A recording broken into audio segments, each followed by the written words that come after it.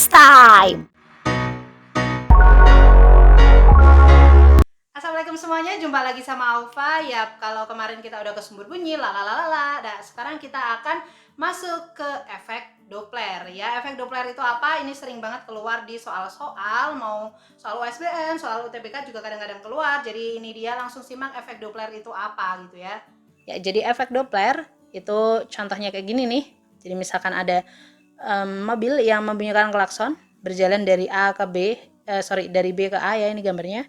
Berarti dia jalan ke sana, shoot, kan dia pasti bunyiin tintin. Nah, jelas yang kita dengar ketika si mobil itu berjalan akan berbeda jika dia mendekat sama menjauh. Nah, itu contoh dari efek Doppler. Kalau pengertian secara fisikanya, dia hampir sama kayak pelayangan ya. Jadi dia efek yang ditimbulin karena adanya interferensi gelombang bunyi, tapi jumlah dari selisih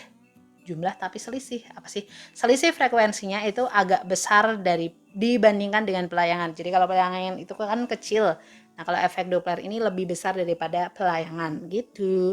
Nah, bentuknya adalah seperti ini. Jadi FP itu adalah plus minus VP plus minus VS ya, ini keterangannya.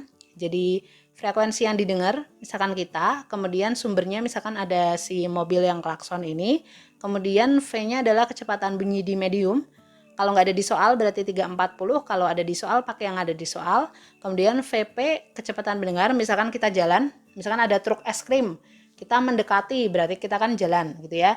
Kemudian kecepatan sumber adalah misalkan truk es krimnya berjalan juga, nah itu berarti dia ada kecepatannya gitu. Nah sekarang tanda plus minus ini apa sih? Kalau di buku-buku atau di guru kalian mungkin ada yang ini plus minus, ini min plus gitu ya. Actually sama aja, tapi kalian harus bisa bedain. Jadi basic berpikirnya adalah kalau pendengar mendekati sumber, maka otomatis bunyinya akan semakin tambah keras gitu ya. Tapi kalau sumbernya mendekati juga akan semakin keras. Nah, biar agar semakin keras, maka kalau FP ini dengan VP biar tambah keras berarti ini harus plus ya. Sedangkan kalau VS berarti di sini biar tambah keras harus minus. Nah, kalian pusing? Yap. Kalau kalian pusing pakai cara yang akan aku contohin ini ya. Jadi ini adalah tips buat kalian ngerjain efek Doppler. Yang pertama, plus minus untuk VP. Kita anggap P-nya ini adalah sebagai Pak Ustadz atau pendeta ya. Jadi tergantung ya agama kalian. Kalau misalkan bukan agama salah satu dari ini gimana? Ya sesuaiin aja ya. Jadi kita akan pakai Pak Ustadz atau pendeta. Jadi P kalau kita didekatin sama Pak Ustadz maka kita akan semakin positif. Benar nggak ya? Nah jadi kalau pendengar mendekat berarti dia nanti semakin positif. Nah, untuk S-nya di sini kita analogikan sebagai setan gitu ya. Oke, P adalah Pak Ustadz, S-nya setan. Jadi kalau Pak Ustadz mendekat makin positif, kalau Pak Ustadz menjauh kita akan makin negatif. Nah, berkebalikan dengan setan, kalau setan mendekat berarti dia negatif, tapi kalau setan menjauh kita malah alhamdulillah ya jadi positif gitu kan. So kita pakai ini aja ya. Jadi untuk latihan soalnya langsung aja cus. Ini dia soal yang pertama. Jadi sebuah kereta api bergerak dengan kecepatan 36 km per jam ketika akan melewati sebuah jembatan. Kereta ini mengeluarkan bunyi dengan frekuensi itu. Oke. Kecepatan udaranya segitu. Oke. Frekuensi bunyi yang didengar oleh orang yang berada di jembatan ya. Berarti yang ditanya adalah FP ya. Kita tulis dulu. Karena ini kereta api adalah sumber sehingga kita dapetin bahwa ini adalah VS ya. VS-nya adalah 36.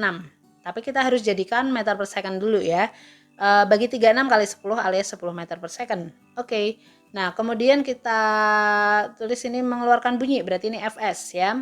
Kemudian ada V-nya 340 dan yang dicari adalah FP gitu ya. Dimana karena si orangnya diem aja di jembatan kita anggap 0 ya. Nah, yang dijawab, so ya FP itu sama dengan ini rumus aslinya. Kita akan nulis plus minusnya ya. Jadi orangnya diem berarti diam ya, kita anggap 0 VP-nya. Kemudian sumbernya, nah sumbernya mendekati kan ya. Mendekati si jembatan sehingga ketika akan melewati berarti kan dia mendekati gitu kan. Mendekati. Nah, karena setan mendekati berarti nanti negatif ya. Jadi ini jawabannya plus 0, ini min VS ya. So kita tulis aja langsung 340 per 340 min 10 330 gitu ya. Kali ini kita coret-coret gitu bisa. Bagi 3 bisa nggak sih ini? 48 3 bisa ya. Oke, 11 sama ini oke 15 ya. Kita lanjutin 15 kali 340 sekitar 5100. Oke, itu jawabannya ya. Kalau pusing pakai kalkulator aja yang hitungnya. Ya, karena angkanya masih gede dan ini lagi latihan kan. It's okay kalau kalian pakai kalkulator ya, nggak ujian kok. Kita lanjut ke soal yang kedua ya. Jadi sebuah kapal mendekati menara sirene yang mengaung dengan frekuensi 1000 Hz. Jika mendengar bunyi sirene dengan frekuensi segitu, sedangkan kecepatan bunyi di udara adalah itu, maka kecepatan kapal tersebut adalah berapa? Nah, ini malah yang ditanya kecepatan kapal ya. Kita selesain tapi dengan diketahui dulu. Sirene mengaung, nah berarti ini Fs ya, Fs-nya 1000. Kemudian pendengarnya mendengar 1050 ya. Oh iya, karena ini menara berarti menaranya kan diem, kagak gerak gitu ya, berarti 0. Kemudian ada frekuensi pendengarnya 1050, berarti otomatis ini akan semakin mendekati. Kemudian sedangkan kecepatan bunyi 340 ya, berarti VP ya yang ditanya. Jadi ini adalah VP-nya bagaimana? Kita jawab aja. Rumus asli, kemudian si S-nya diem, tapi VP-nya kita nggak tahu ya. Ini berarti nanti 0 ya. Oke, kita tulis aja langsung.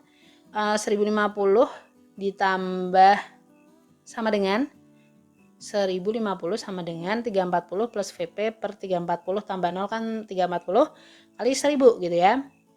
Ini bisa kita coret nih harusnya nih. Oke, kita bagi 50 kayaknya bisa deh.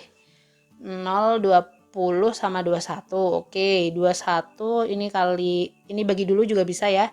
17, benar 17 kali 21 itu 357 sama dengan 340 plus VP ya. Jadi VP-nya adalah 17 meter per second. Yeay, itu jawabannya ya yang D.